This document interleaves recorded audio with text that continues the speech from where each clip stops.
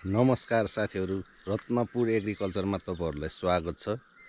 साथीहरू, आज चाहिँ म हाम्रो पुर्ख्यौली ठाउँ जुन चाहिँ अहिले यस्तो अवस्थामा छ, यो चाहिँ हाम्रो बाजेले चाहिँ यहाँ आएर चाहिँ यसरी यहाँ वनलाई चाहिँ पुरा फाडेर चाहिँ बाजे आएर बसेर चाहिँ यसरी पहिला चाहिँ यस्तै वनलाई फाडेर चाहिँ यसरी यहाँ बारीहरू बनाएर चाहिँ उहाँ बस्नु भएको रहेछ पहिला चाहिँ।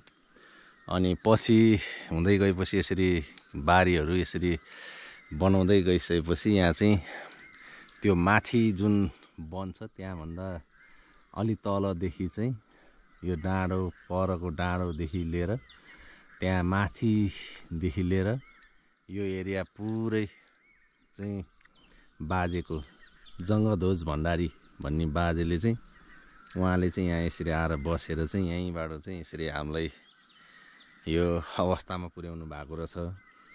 उहाँले चाहिँ जङ्गध्वज भण्डारी, उहाँ चाहिँ अहिले त अब बाजे, मेरो नि बाजे भनेपछि हुनुहुन्न, मेरो बुवाको नि बुवा भनेपछि होइन। अनि यहाँ चाहिँ अब पहिला हामी चाहिँ यहाँ धेरै अन्न उत्पादन हुने ठाउँ हो। यो बारीहरू एकदम यत्रो यत्रो गएर बारीहरू छ। यहाँ लगभग 300 रोपनी होला यो एरिया, र यस्तै एरिया फेरि उतापट्टि पनि छ, यो डाँडो उतापट्टि। अनि त्यो डाँडो र यो गरेर 300 रोपनी चान्चुन होला जम्मा टोटल बाजेको चाहिँ। अनि त्यो चाहिँ अहिले चाहिँ पुरा यस्तो भइरहेछ, बाँझो, यस्तो बाँझो भइसक्यो चाहिँ अहिले। यो घाँसहरू यहाँ यसरी भइराखेको घाँसहरूसम्म पनि युज गर्ने मान्छे छैन। यहाँ रुखको घाँसहरू पनि त्यत्तिकै झरेर जान्छ।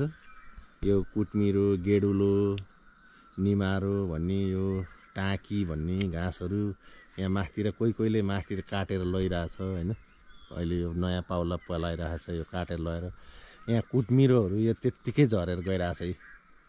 यहाँ माथि तपाईँहरूले देख्न सक्नुहुन्छ, यो माथिको यो रुखहरू सबै घाँसको कुटमिरोको रुखहरू हो। यो पनि काट्ने मान्छे छैन। अनि यहाँ चाहिँ यसरी जग्गा जमिनहरू चाहिँ 2072 को भूकम्प आएपछि चाहिँ यो यसरी बाँझो बस्न गयो हो। यहाँनिर चाहिँ हाम्रो कटेज भन्ने चाहिँ भन्छ अहिले, पछि चाहिँ भूकम्प गएपछि चाहिँ प्राय गाउँतिर पनि कटेज भन्न थाल्यो। अनि यो पहिला चाहिँ हामीले कटेरो नै भन्छ, अहिले नै कटेरो नै भन्छ हामी नेपालीमा चलिआएको चाहिँ। यहाँनिर चाहिँ हाम्रो कटेरो थियो। यहाँ अहिले गारोहरू मात्रै छ। अनि यहाँबाट उतापट्टि यो नेपियर घाँस हेर्नुहोस्, यस्तो ठुलो यसरी खेर गइरहेको छ नेपियर सिड घाँस। यो घाँस चाहिँ काट्ने मान्छे, त्यत्तिकै काटेर लाने मान्छे पनि छैन कि। ल यस्तरी खेर गइरहेछ। यो यतिकै बढ्छ, फेरि अर्को पलाउँछ, फेरि बढ्छ। यहाँ आँपको रुख छ, यो आँप फलिरहेछ है, भोकटे आँप फलिरहेछ। अब यो खाने मान्छे छैन, सबै जनावरहरू बाँदरहरू आएर खान्छ। यसरी यहाँ उतापट्टि घाँसको रुखहरू त्यस्तै सुकेर गइरहेछ। यो घाँसको रुखहरूलाई नि बाली नाली लगाउने भयो, अलि यहाँ मलहरू हाल्ने, बाली नाली लगाउने गऱ्यो भने घाँसहरू पनि फस्टाएर आउँदो रहेछ होइन। नभए बाली नाली लगाउन छोडेपछि, मान्छेले यहाँ काम गर्न छोडेपछि त्यत्तिकै घाँसहरू मात्रै पनि त्यति नहुने रहेछ, रुखको घाँसहरू पनि त्यसै मर्दै जाने रहेछ। यस्तो छ। यहाँ 72 को भूकम्पपछि चाहिँ यहाँ माथि चाहिँ हामी कर्थली भिनाजु भन्छौँ, लखबहादुर भान्जाहरू हुनुहुन्थ्यो। उहाँहरूको चाहिँ यहाँ माथिको अहिले अलिअलि देखिरहेको घर छ यहाँ माथि, यो उहाँहरू बस्नुहुन्थ्यो। 72 को भूकम्पपछि चाहिँ उहाँहरू माथि सर्नुभयो। यो माथिको जुन यो गर्जेको डिल भन्ने यो माथि एउटा भिर छ, यो भिर भत्केर आउँछ भनेर चाहिँ यहाँको सबै, यहाँ माथि साइलो दाई हुनुहुन्थ्यो, यहाँ लक्ष्मी भाउजू, रामकाजी दाईहरूको परिवार भनौँ न, उहाँहरू चाहिँ सर्नुभयो। सरेपछि चाहिँ यो चाहिँ यस्तो स्थिति छ अहिले। यहाँ हजारौँ मुरी अन्न उत्पादन हुने ठाउँ हो यो। यति राम्रो ठाउँ छ। फेरि यो समुद्र सतहबाट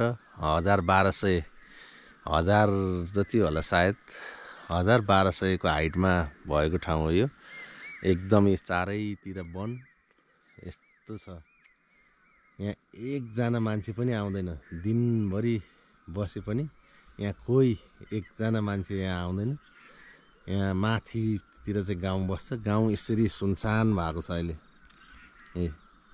यस्तो घाँसहरू उत्पादन गरेर चाहिँ यहाँ पशुहरू बाख्रा व्यवसाय, गाई व्यवसाय, गाई फार्म, बाख्रा फार्महरू राखेर यसरी यहाँ गऱ्यो भने चाहिँ एकदम राम्रै ठाउँ छ। यो जे होस्, यो एरिया चाहिँ यहाँ कोही नबस्ने भएकोले यहाँ गर्न नि हुन्छ। तर यहाँ गर्न थालेपछि फेरि मान्छेहरूले चाहिँ डाहा गर्ने, रिस गर्ने, उसले गर्यो, उसले कमायो भन्ने जस्तो गर्ने, त्यस्तो हुँदो रहेछ। तर यहाँ कोही आएर यसरी यहाँ गर्न खोज्यो भने चाहिँ यहाँको मान्छेहरू कोहीले चाहिँ त्यस्तो पनि गर्दो रहेछन्।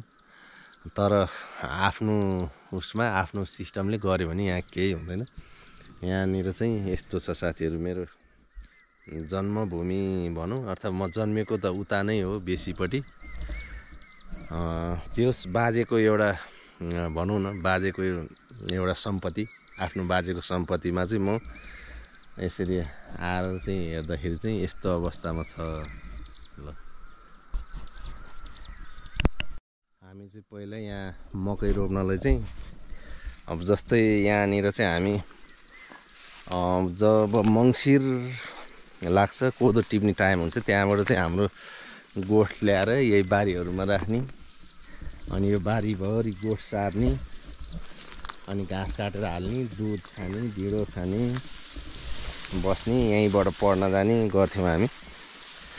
अनि पछि चाहिँ यस्तो अवस्था छ, यो घाँस काट्ने मान्छे नभएर यस्तरी खेर गएर यहाँ कोहीले अलिअलि काटेर लैरहेछ है। यो नेपेर घाँस, यो त यस्तो नर्कट जस्तो भएर यसरी त्यत्तिकै खेर गइरहेछ। यहाँनिर चाहिँ साइली आमाको घर थियो। यो गाह्रोहरू यहाँ भत्केको, यहाँ अहिले झारले पुरेछ। यो चाहिँ साइली आमाको घर हो। यहाँ भोगटेको रुख छ। यहाँ आँप चिचिला लाएर फलिरहेछ अहिले, धेरै चिचिला लगाइरहेको छ यहाँ आँप, यहाँ फलिरहेछ। अब यो आँप त्यत्तिकै बाँदरहरूले त्यत्तिकै चिचिलामै सक्छ। यो तलतिर, योभन्दा तलसम्म नि खेतहरू छ। यहाँ चाहिँ यो ठाउँमा आउँदा चाहिँ एकदम कस्तो पहिलाको आफू बसेको, खेलेको, हुर्केको ठाउँहरू एकदम प्यारो लाग्दो रहेछ कि। त्यही भएर म चाहिँ यसो घरमा आएको बेलामा चाहिँ यसो यो ठाउँहरूमा नि हेरौँ नि त, आफ्नो ठाउँ भनेर हेर्न आएको हो। यहाँ यस्तो यो पहिला यो क्याटुके भन्ने यस्तो हुन्थ्यो, यस्तो यो लाइन हुन्थ्यो। ल, यस्तो घाँसले चाहिँ यो बाटो पनि देखिँदैन यार, यस्तो छ। यहाँ काउलोको रुख, त्यहाँ हामी चढेर बस्थ्यौँ। यहाँबाट चाहिँ यहाँबाट लड्छ कि यहाँ बाटो थियो।